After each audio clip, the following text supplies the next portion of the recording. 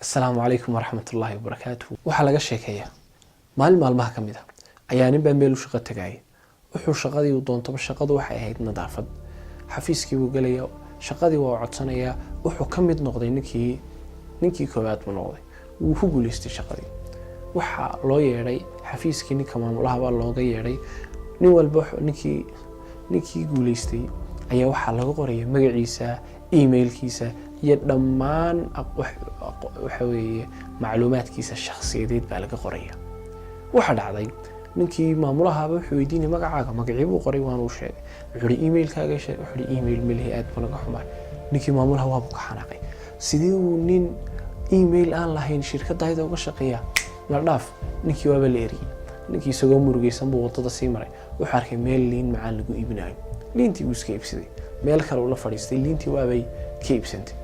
mar labaad buu soo celiyay si fiican baa looga iibsaday mar saddexaad waaba yar kartay lacagtii wuxuu isku beerbeeriyay wuxuu samaystay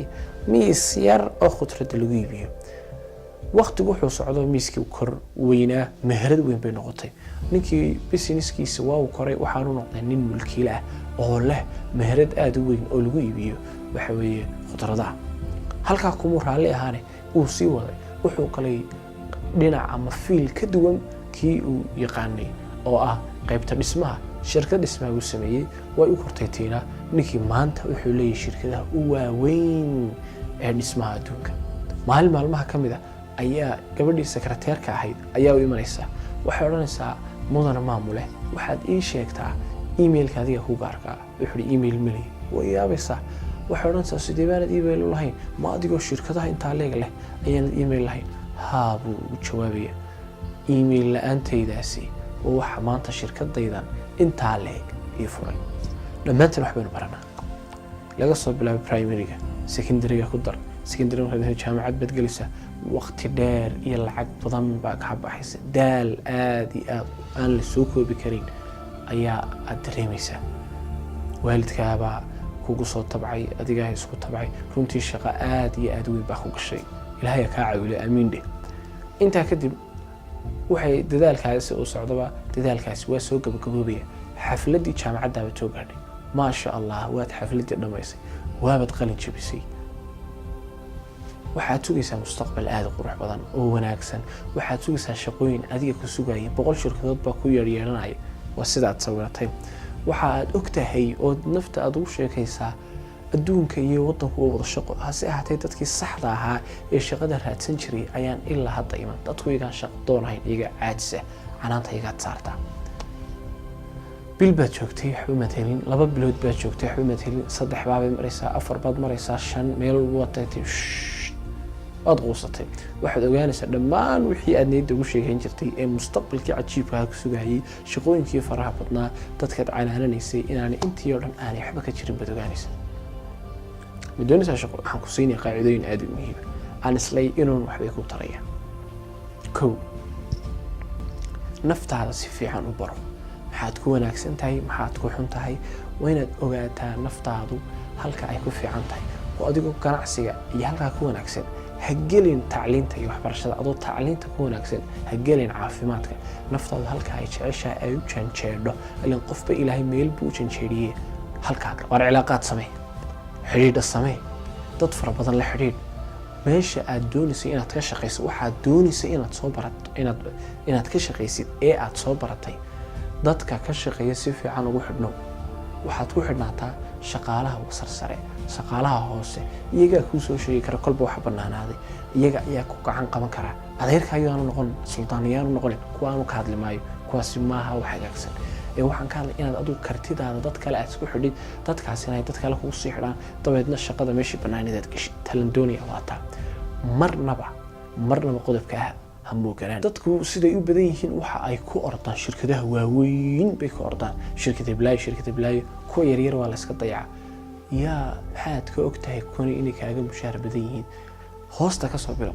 shirkada hoose mid kale ku gudbiyo taasina mid kale ku dhiibi hadhowna waxa suurtagal ah inaad tan baraali ku noqotid ama baqaar ka si sareeyo aad gashay sida awgeed marnaba hankaagu yaanu noqonin kuwa sare oo kaliya kuwa sare iyo kuwa hoose iyo kuwa dhaxba shirkadaha oo dhan ka warhay kuwa waxaad ku takhasustay yaqaan inaad gasho meel aad volunteer ku tahay, meel yacni lacag kaa soo gelaysa haba yaratee aanay jirin, ilaahay dartii inay kaa tahay, wax badan baa kaaga kordhaya. Sidaa awgeed waa inaad gashaa ururada volunteerka ah, ururada iskaa wax u qabsada ah, ururada bulshada dib wax ugu celiya, wax faa'iidana aan ka helin. gal waxaa ku koraya aqoontaada, waxaa ku koraya macaarifta iyo dadka aad istaqaanaan, waxaa ku koraya xidhiidhada aad samaynaysid baa ballaaranaya, waxaa ku koraya xirfadaha shaqeed ee aad haysid, waxyaalo badan baad baranaysaa. sidaa awgeed gal meelahaas, kori xirfadaha aad haysatid.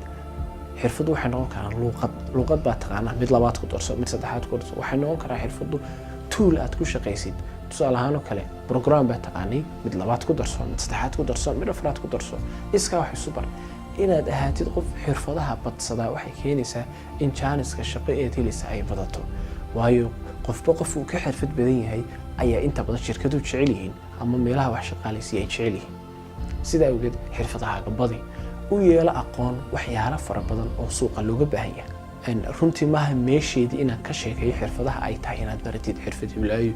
hiblaayo taasi maaha meesheedii, laakiin adigaa is og. kolba meesha aad isleeda ka shaqee xirfadaha looga baahan yahay aada u kori oo farabadso. mar walba joogtee inaad wax ku darto cv-gaaga. cv-gaad 5 sano aad meel u dirtay,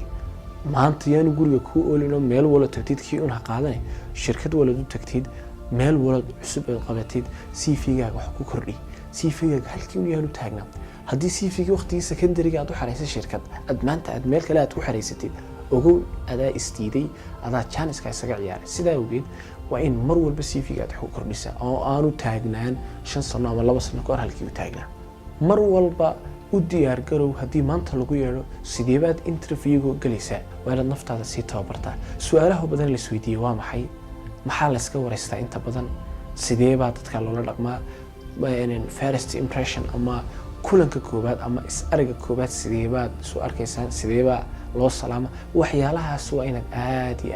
aad ugu sii diyaar garowdaa. dadka soo maray inaad ka wareysataa, wax badanna waad ka heli kartaa internetka, haddii bugaagtay hadday fideoyatay dib ugu noqon. naftaada ugu sheekay in inta aad shaqo doonka tahay ee aad shaqo raadinaysid shaqaad ku jirta, macnow yaanay noqon shaqo dheeriya.